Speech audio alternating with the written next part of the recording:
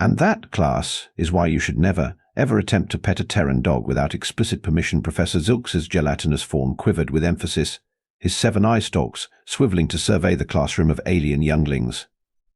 A tentacle shot up from the back row. But Professor, I heard Terrans let their young sleep with these dogs. How dangerous can they be? Zilks's primary mouthpiece puckered in exasperation. Ah, Blorp, always the skeptic. Tell me, would you cuddle up to a Zargaxian acid spitter? The class erupted in nervous tittering, a cacophony of clicks, whistles, and gurgles filling the air. Blorp's tentacle drooped sheepishly. I thought not. Zilks continued, his tone dripping with sarcasm thicker than his own viscous hide. Now, let's move on to today's main topic, Terran educational institutions and their bizarre customs. The professor's lesson was interrupted by a piercing shriek that sent half the class into defensive postures and the other half scrambling for cover. Zilks merely sighed, used to the regular disruptions caused by the Terran exchange student. Ms. Daniels, would you kindly explain to the class why you've chosen to assault our auditory organs? Again, Sarah Daniels, the sole human in a classroom full of alien species, had the decency to look embarrassed. Sorry, Professor. I just got an alert that my little brother broke his arm during recess back on Earth. Apparently he fell out of a tree while playing Lava Monster with his friends. The classroom fell silent, save for the soft whirring of universal translators struggling to convey concepts like broke his arm and Lava Monster to the bewildered alien students. Zilks's eye stalks drooped in concern.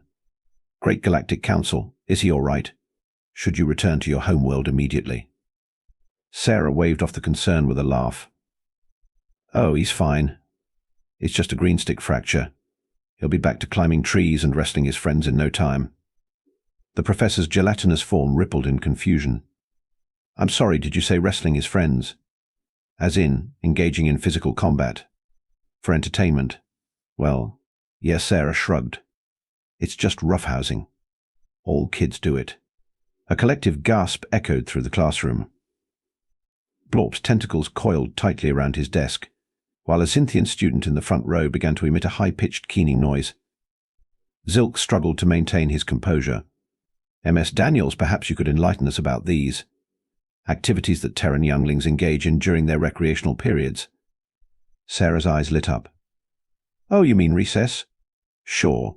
It's the best part of the school day.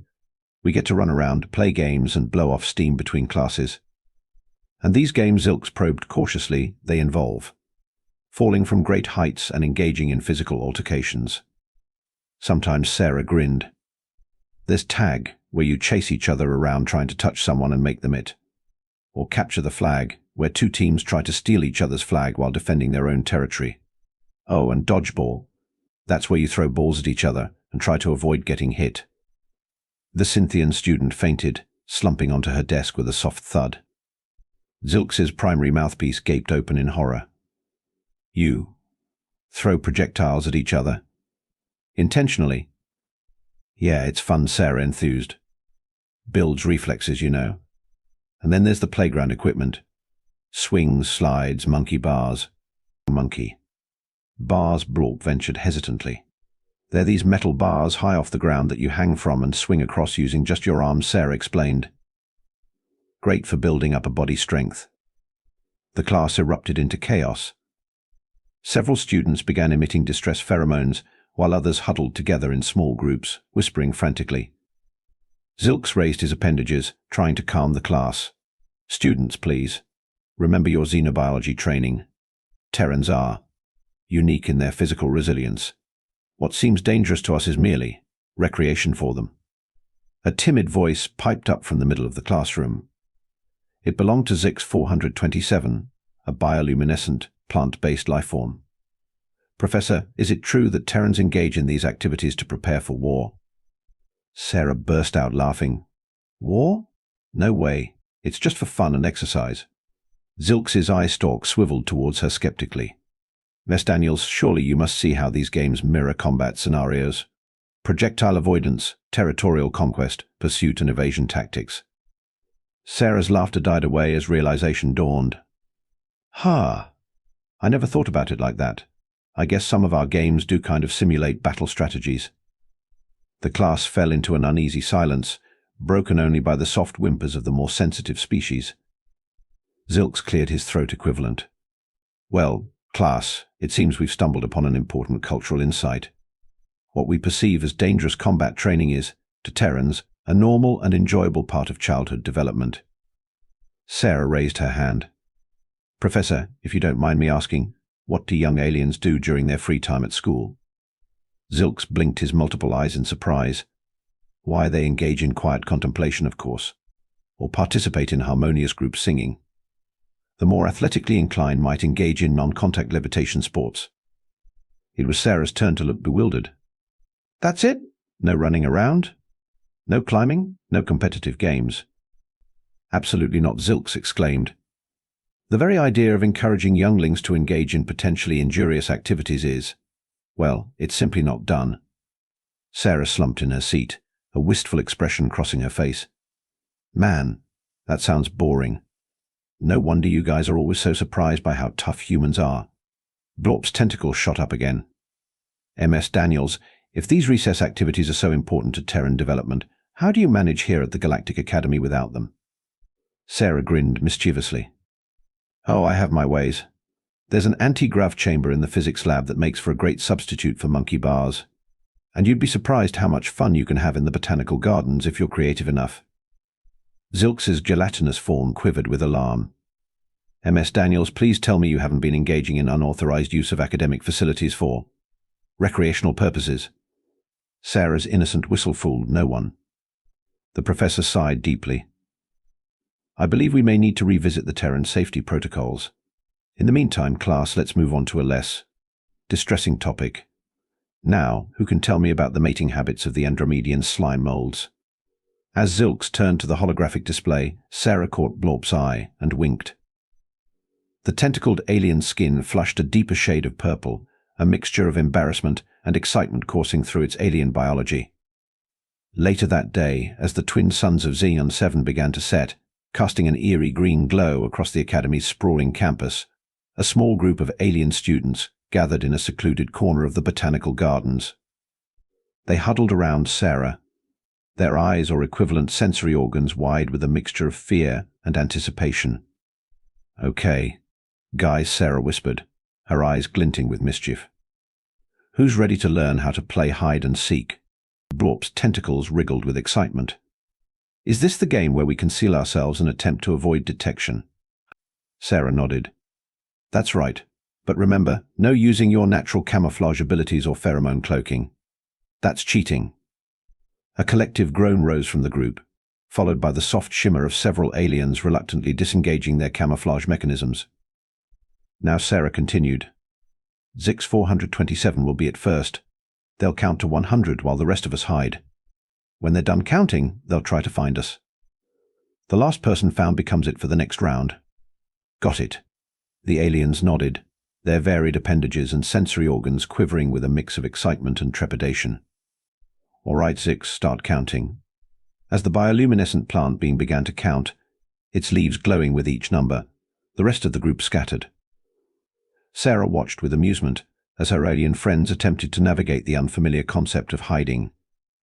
Blorp wedged himself behind a large, pulsating fungus, his tentacles curled tightly to avoid detection. A Mercurian gas dweller named Whisk tried to blend in with a cluster of floating spore pods, while Glix, a silicon-based lifeform, attempted to pass herself off as a particularly angular rock formation. Sarah stifled a laugh as she shimmied up one of the garden's towering crystal trees, finding a comfortable perch among its glowing branches. From her vantage point, she could see the entire garden and her hidden friends. As Zix 427 finished counting and began to search, Sarah couldn't help but reflect on the absurdity of the situation. Here she was, light years from Earth, teaching a group of aliens a game that humans had played for centuries. A game that, as Professor Zilks had pointed out, mimicked hunting and evasion tactics. She watched as Zix 427's glowing form moved through the garden, its light dimming and brightening as it searched. The alien's natural bioluminescence made it a rather poor seeker, but its enthusiasm was undeniable. One by one, Sarah's friends were discovered. Whisk gave himself away with a poorly timed sneeze, sending spore pods scattering. Glix was found when Zix 427 tripped over her rock disguise. Blorp lasted longer but was ultimately betrayed by a single quivering tentacle. As the game progressed and roles switched, Sarah noticed something remarkable. Her alien friends, initially clumsy and unsure, were quickly adapting. They were learning to use their environment, to move quietly, to think strategically. Without realizing it, they were developing skills that went far beyond a simple childhood game. Several rounds later, breathless and giddy with excitement, the group collapsed in a clearing. Their laughter a symphony of clicks, whistles, and otherworldly sounds echoed through the garden. That was exhilarating, Blorp exclaimed, his tentacles waving in joy. I've never experienced anything like it. Glix's crystalline structure vibrated in agreement. I found myself calculating optimal hiding locations based on searcher movement patterns. Is this a common cognitive exercise for Terran younglings? Sarah grinned. We don't usually think about it that way, but yeah, I guess it is. You're learning to predict behavior, you use your environment to your advantage, and work under pressure. Whisk's gaseous form swirled thoughtfully. It occurs to me that these skills would be quite valuable in many professions, perhaps even in diplomatic situations or emergency response scenarios. Sarah mused. I never really thought about it like that. We just play these games because they're fun. Zix 427's leaves rustled softly. Perhaps that is the true genius of Terran development. You disguise crucial skill-building exercises as enjoyable recreational activities. As the group continued to discuss the implications of their game, none of them noticed the pair of eye stalks peering at them from behind a luminous shrub. Professor Zilks watched the scene unfold with a mixture of concern and fascination. He had followed the group, intending to put a stop to whatever dangerous Terran activity Ms. Daniels had coerced her classmates into. But as he observed the game and its aftermath, he found himself re-evaluating his assumptions. These students, representing vastly different species from across the galaxy, were bonding over a shared experience. They were developing skills that could serve them well in their future careers. And perhaps most importantly, they were beginning to understand the Terran perspective in a way no textbook or lecture could convey. As Zilk slipped away, his gelatinous form quivering with suppressed excitement, he began to formulate a proposal in his mind. Perhaps it was time for the Galactic Academy to re-evaluate its stance on recess. After all, if a simple game of hide and seek could yield such positive results, what other Terran recreational activities might benefit their interstellar students? The next day, as Sarah entered Professor Zilks's classroom, she was met with an unusual sight. The normally orderly rows of desks had been pushed to the sides of the room, creating a large open space in the center. Professor Zilks's gelatinous form quivered with barely contained excitement as he addressed the class. Students, thanks to some unofficial field research, his eye stalks swiveled meaningfully towards Sarah. I've decided to incorporate a new element into our xenobiology curriculum. Today we will be engaging in a Terran recreational activity known as dodgeball. A ripple of nervous excitement swept through the classroom. Sarah's jaw dropped in disbelief. Now, Zilks continued, his tone a mixture of authority and amusement. I assure you, all safety precautions have been taken. We will be using soft, low-velocity projectiles suitable for all physiologies present. As if on cue, a hovering drone entered the classroom, depositing a heap of brightly colored foam balls in the center of the room. Miss, Daniel Zilks addressed Sarah. Perhaps you would do us the honor of explaining the rules. Still stunned, Sarah stepped forward. Sure, Professor. Okay, guys, the basic idea is this: we split into two teams. Each team tries to hit members of the other team with these balls. If you get hit, you're out. If you catch a ball thrown at you, the thrower is out and you can bring one of your teammates back in. Last team with players still in wins. The class erupted into a cacophony of excited chirps, clicks, and whistles. Even the more timid species seemed intrigued by this novel concept.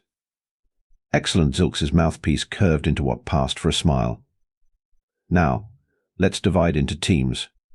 Gravitational beings on one side, non-gravitational on the other. We'll adapt the rules as necessary for our more ethereal classmates. What followed was perhaps the strangest game of dodgeball ever played in the history of the universe. Blorp's tentacles proved surprisingly adept at catching and throwing, while Whisk used his gaseous nature to create confusing eddies that made the foam balls swerve unpredictably.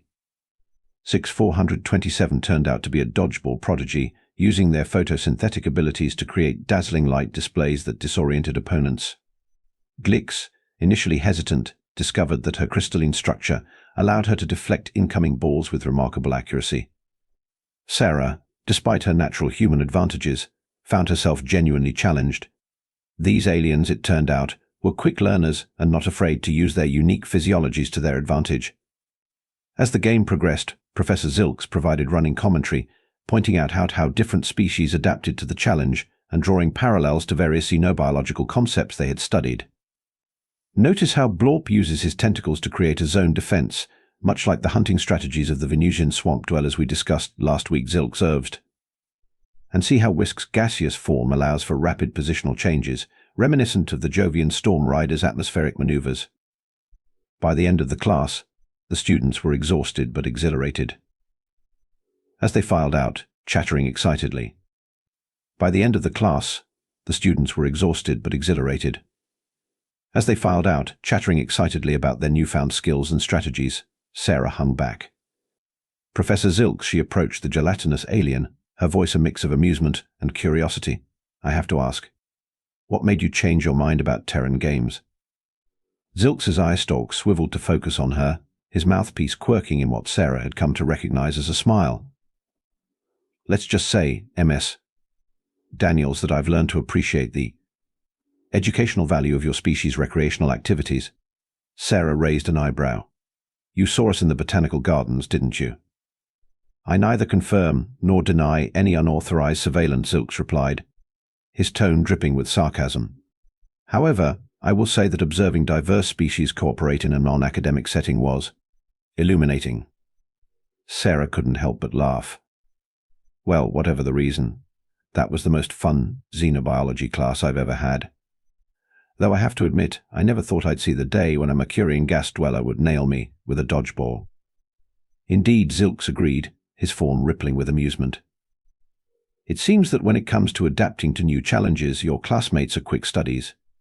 Perhaps there's more to learn from Terran Recess than I initially thought. As Sarah turned to leave, Zilks called out, Oh, and MS Daniels? I expect a full report on the strategic applications of hide and seek on my desk by next week. For academic purposes, of course. Sarah grinned and gave a mock salute. You got it, Professor. Should I include a section on the tactical advantages of tag as well? Let's not get carried away, Zilks replied dryly. We'll save that for the advanced curriculum. As Sarah left the classroom, she couldn't help but feel a sense of pride. She had come to the Galactic Academy to learn about alien cultures, but in the process she had taught her alien classmates something valuable about humanity. Who knew that playground games could be the key to interstellar understanding? Over the next few weeks, word spread about Professor Zilks's innovative teaching methods. Soon, other instructors began incorporating Terran-inspired activities into their lessons. The theoretical physics department organized a galaxy-wide game of laser tag to demonstrate principles of light refraction and energy transfer. The xenolinguistics faculty set up an interspecies game of telephone that spanned 3 star systems, highlighting the challenges of long-distance communication and cultural translation. Even the notoriously stuffy Galactic History Department got in on the action, organizing a massive, campus-wide game of Capture the Flag to recreate famous battles from the Orion conflict. Sarah found herself in high demand, consulted by professors and students alike for her expertise in Terran recreational activities. She took it all in stride, though she couldn't help but chuckle at the irony. She had come to the academy to study alien life, and now she was teaching a masterclass in playground games. One evening, as she sat in the Academy's grand observatory, watching the swirling nebulae and distant galaxies, Blorp slithered up beside her. Sarah, the tentacled alien, began, its voice uncharacteristically serious. I wanted to thank you. Sarah turned, surprised. Thank me? For what? Blorp's tentacles twisted in what Sarah had come to recognize as embarrassment. For showing us that learning can be fun, that there's value in play. Before you came, I always saw recreation as a waste of time, inefficient, illogical. And now Sarah prompted, genuinely curious. Now Blorp's skin rippled with colors that Sarah interpreted as excitement and joy. I understand that play is not just about enjoyment. It's about learning to adapt, to strategize, to work together. It's about understanding yourself and others in ways that textbooks and lectures can't teach. Sarah felt a lump form in her throat. Wow, Blorp. That's That's really insightful." Indeed, a familiar voice interjected. Sarah and Blorp turned to see Professor Zilks approaching, his gelatinous form gliding smoothly across the observatory floor. "Mr. Blorp has hit upon the very reason I decided to incorporate these activities into our curriculum," Zilks continued. "MS. Daniels, your species' approach to education, this blend of learning and play, is unlike anything we've encountered in the galaxy. It's part of what makes humans so adaptable, so resilient." Sarah felt a swell of pride, not just for herself, but for her entire species. "I never thought of it that way. To us, it's just normal." And that, Zilk said, his eye stalks focused intently on Sarah, "is perhaps the most remarkable thing of all. What seems ordinary to you has the potential to revolutionize education across the galaxy." As if to punctuate Zilks's point, a group of students burst into the observatory, a mix of species Sarah had never seen in the same place before. They were chattering excitedly about a new game they had invented, a bizarre hybrid of chess, three-dimensional hopscotch, and what sounded suspiciously like freeze tag. "Professor Zilks." Sarah, one of them, called out, "You've got to come see this. We've figured out how to use it to model quantum entanglement." Zilks's eye stalk swiveled towards Sarah, his mouthpiece curved in amusement. "Well, MS. Daniels, shall we see what new wonders your Terran recess has inspired?" Sarah grinned, jumping to her feet. "Wouldn't miss it for the world, Professor." As they followed the excited group out of the observatory, Sarah couldn't help but marvel at the strange turn her academic career had taken. She had come to study alien life, but in the process, she had taught an entire galactic community the value of play. And who knew? Maybe this was just the beginning. Perhaps one day children across the cosmos would be playing games inspired by the playgrounds of Earth. As she watched her alien classmates excitedly demonstrate their new game, Sarah realized that she had stumbled upon a universal truth. No matter the species, no matter the planet of origin, everyone, deep down, just wants to have fun. And sometimes in that fun, the greatest discoveries are made. The next day, as Sarah entered the classroom, she was greeted by an unusual sight. Professor Zilks was huddled with a group of faculty members, their varied anatomies contorted in what she recognized as expressions of intense concentration. "Ah, MS." Daniel Zilks called out, his eye stalks swiveling in her direction. "Perfect timing. We were just discussing the potential applications of your Terran playground in various scientific fields. Perhaps you could offer some insight." Sarah approached the group, curiosity piqued. "Sure, Professor. What did you have in mind?" A Jovian float bubble named Professor Gaspar spoke up, his voice a melodious whistle. "We were considering the game of tetherball as a model for gravitational interactions in binary star systems. The centripetal force of the ball's rotation mimics the orbital mechanics quite nicely." "Ooh, that's clever," Sarah exclaimed. "You could even use different-sized balls to represent stars of varying masses." An Arcturian crystal mind chimed in, her thoughts resonating through the air. "And what of this hopscotch? Could it not serve as a rudimentary model for quantum state transitions?" Sarah blinked, momentarily stunned by the implications. "I guess it could. Each square could represent a different energy state, and the hopping could symbolize quantum jumps." The faculty members buzzed with excitement, their various appendages and sensory organs twitching and pulsing. Professor Zilks's gelatinous form rippled with what Sarah had come to recognize as barely contained glee. "You see, colleagues? The potential applications are limitless. MS. Daniels, I believe we may need to establish a new department, Terran Recreational Physics." Sarah couldn't help but laugh. "Professor, when I came to the Galactic Academy, I never imagined I'd be turning playground games into scientific models." "My dear," Zilks replied, his tone a mixture of amusement and pride, "that is precisely why you humans are so fascinating. You see play where we see work, and in doing so, you unlock new realms of understanding." As the bell chimed to signal the start of class, the other faculty members reluctantly dispersed, still chattering excitedly about the possibilities of swing-set stellar dynamics and slide friction coefficients in zero-G environments.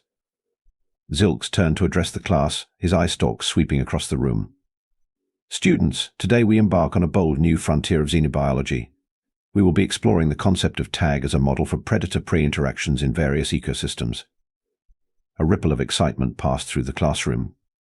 Even the most reserved species seemed to perk up at the prospect. "Now," Zilks continued, his tone taking on a note of seriousness, I must stress that this is still a scientific endeavor. We will be collecting data on reaction times, evasion strategies, and pursuit efficiency. MS Daniels will demonstrate the basic rules, and then we will adapt them to suit the diverse physiologies present in this classroom. Sarah stepped forward, feeling a strange mix of amusement and pride. Here she was, about to teach a class of aliens how to play tag in the name of science. If only her elementary school teachers could see her now. "Okay, guys," she began, grinning at her classmates. "The rules are simple. One person is it and tries to touch, or tag, someone else. Whoever gets tagged becomes the new it. The goal is to avoid being tagged for as long as possible." Blorp's tentacles wriggled with excitement. Fascinating. It's like a constant shift between predator and prey roles. The psychological implications alone. Zix 427's leaves rustled in agreement. Indeed. And the strategies one could employ. Using terrain for cover, forming temporary alliances. Sarah couldn't help but smile at their enthusiasm. What had once been a simple playground game was being dissected and analyzed with all the rigor of a scientific experiment. As the class progressed, Sarah watched in amazement as her alien classmates adapted the game to their unique physiologies. Gaseous species used air currents to evade capture, while crystalline beings refracted light to confuse pursuers. The more limber species developed elaborate dodging techniques, while the slower ones focused on strategic positioning and alliance forming. Professor Zilks flitted about the room, his eye stalks swiveling wildly as he took notes and offered commentary. Remarkable. Notice how the Andromedan slime mold uses its amorphous nature to squeeze through tight spaces. And look at the Betelgeusean sun skipper using short-range teleportation to evade capture. By the end of the class, everyone was breathless, or whatever passed for breathless in their respective physiologies, and exhilarated. As they filed out, chattering excitedly about their newfound insights into predator-prey dynamics, Sarah hung back once again. "Professor," she began, her tone a mix of amusement and genuine curiosity, "I have to ask. When you look at these games now, what do you see?" Zilks's eye stalks focused on her, his gelatinous form rippling thoughtfully. "MS Daniels, when I first encountered the concept of Terran recess, I saw only chaos and potential danger. Now I see possibility. I see the building blocks of cooperation, strategy, and adaptability. I see the seeds of innovation and discovery." He paused, his mouthpiece curving into what Sarah now recognized as a warm smile. "But most importantly, I see joy. Pure, unbridled joy in the act of learning. And isn't that, after all, the greatest gift an educator can give their students?" Sarah felt a lump form in her throat. "I couldn't agree more, Professor." As she turned to leave, Zilks called out one last time. "Oh, and MS Daniels? I expect a full report on the strategic applications of red light, green light in interstellar navigation by next week. For academic purposes, of course." Sarah grinned and gave a playful salute. "Aye, aye, Professor. I'll get right on that. After recess, of course." As she walked out of the classroom, Sarah couldn't help but marvel at the strange and wonderful turn her academic career had taken. She had come to the Galactic Academy to learn about alien life, but in the process she had taught an entire interstellar community the value of play. And in doing so she had bridged gaps between species, fostered innovation, and perhaps even laid the groundwork for a new era of galactic cooperation. All because of a little thing called recess. As Sarah made her way across the Academy's sprawling campus, her mind buzzing with ideas for her next lesson plan, she couldn't help but smile. Who knew that the key to unlocking the mysteries of the universe might just be found in a game of tag? As Sarah made her way across the Academy's sprawling campus, her mind buzzing with ideas for her next lesson plan, she couldn't help but smile. Who knew that the key to unlocking the mysteries of the universe might just be found in a game of tag? Weeks turned into months, and Sarah's Terran recess studies became the talk of the Galactic Academy. Students from all corners of the cosmos clamored to join her classes, eager to experience the unique blend of fun and learning that only a human could provide. One day, as Sarah was setting up for a particularly ambitious game of intergalactic capture the flag complete with simulated wormholes and temporal distortion fields, she received an urgent message. The Galactic Council itself had caught wind of the Academy's unconventional new teaching methods and wanted to see them in action. "No pressure," Blorp whispered, his tentacles twitching nervously as they prepared for the Council's arrival. We're just showcasing Terran playground games to the most powerful beings in the galaxy. No big deal. Sarah laughed, giving Blorp a reassuring pat. Relax, buddy. We've got this. Just remember, have fun. As the council members filed in, their diverse forms a testament to the vastness of galactic life, Sarah felt a moment of doubt. What if they didn't understand? What if they saw these games as frivolous, or worse, as proof that humans were too primitive for advanced galactic society? But as the games began, something remarkable happened. The council members, at first stiff and formal, began to loosen up. A Regellian thought Weaver got so into a game of red light, green light, that it forgot to maintain its corporeal form, dissolving into a cloud of sentient mist that had to be coaxed back into shape. A Zeta Reticulan hive queen, initially skeptical, became so engrossed in a round of duck, goose that she inadvertently initiated a spawning cycle, much to everyone's surprise and the janitor's chagrin. By the time they got to the main event, the intergalactic capture the flag, even the most reserved council members were fully engaged. Sarah watched in awe as beings capable of reshaping reality and bending the laws of physics used their incredible powers to, well, essentially cheat at a children's game. As the day drew to a close, the head counselor, a being of pure energy known as Zix-9, approached Sarah. Its voice resonated directly in her mind, a symphony of cosmic background radiation given thought. Human Sarah, it began, its tone impossibly ancient and yet childlike in its wonder. We came here expecting to evaluate a potential security risk. Your species' propensity for violence is well documented, and we feared these games might be a form of combat training in disguise. Sarah held her breath, waiting for the other shoe to drop. Instead, Zix-9 continued, a ripple of amusement coloring its mental voice. We found something far more valuable. You have shown us that learning need not be a solemn, joyless affair. That play and education can coexist, even enhance one another. This is a gift beyond measure. The energy being paused, and Sarah could have sworn she saw a twinkle in its non-existent eyes. We would like to formally invite you to establish a Terran Recess Academy on the galactic capital. We believe your methods could revolutionize education across the cosmos. Sarah's jaw dropped. Wow, I'm honored. But, I'm not sure I'm qualified to. Nonsense, Professor Zilks interjected, gliding up beside her. My dear, you've done more to advance interspecies understanding in a few months than most xenobiologists achieve in a lifetime. Besides, he added, his eye stalks twinkling with mischief, someone needs to teach these stuffed-up council members how to properly play Simon Says.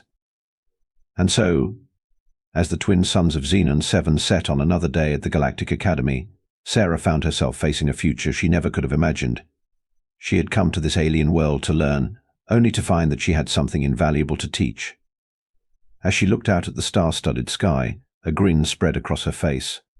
Somewhere out there was a planet full of playgrounds, jungle gyms, and kids playing tag. And somehow, improbably, those simple games held the key to uniting a galaxy. Well, Sarah muttered to herself, stifling a laugh, I guess recess really is serious business after all. With that, she turned and headed back to her dorm. After all, she had a lot of lesson plans to write. The galaxy was waiting to play.